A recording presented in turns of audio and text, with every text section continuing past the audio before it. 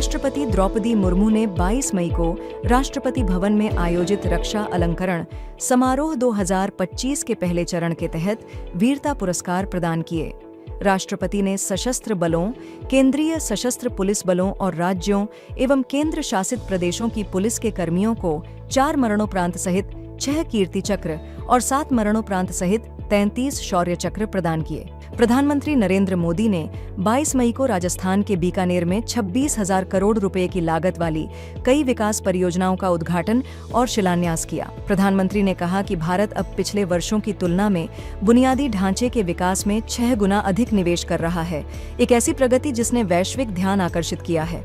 प्रधानमंत्री नरेंद्र मोदी ने 23 मई को नई दिल्ली में rising north east investors summit 2025 में भाग लिया। प्रधानमंत्री ने कहा कि पूर्वोत्तर हमारे विविधतापूर्ण राष्ट्र का सबसे विविध क्षेत्र है। उन्होंने व्यापार, परंपरा, वस्त्र और पर्यटन में व्याप्त संभावनाओं पर बल देते हुए कहा कि इस क्षेत्र की विविधता इसकी सबसे बड़ी शक्ति है। केंद्रीय गृह मंत्री अमित शाह ने 19 मई को नई दिल्ली में नया overseas citizen of India portal launch किया। केंद्रीय मंत्री ने कहा कि प्रधानमंत्री नरेंद्र मोदी के नेतृत्व में भारत अपने ओसीआई कार्ड धारक मूल नागरिकों को विश्व स्तरीय इमिग्रेशन सुविधाएं प्रदान करने के लिए निरंतर प्रयास कर रहा है। केंद्रीय मंत्री अमित शाह 23 मई को नई दिल्ली में सीमा सुरक्षा बल के अलंकरण समारोह एवं रुस्तमजी स्मृति व्याख्यान में शामिल हुए।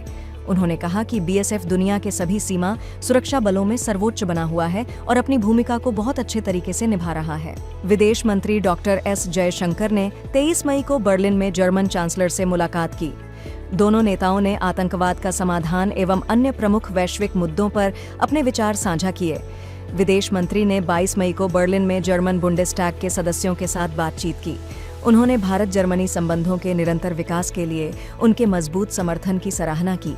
केंद्रीय उपभोक्ता मामले, खाद्य और सार्वजनिक वितरण मंत्री प्रहलाद जोशी ने 20 मई को नई दिल्ली में डिपो दर्शन पोर्टल, डिजिटल प्लेटफॉर्म अन्न मित्र और अन्न सहायता का शुभारंभ किया।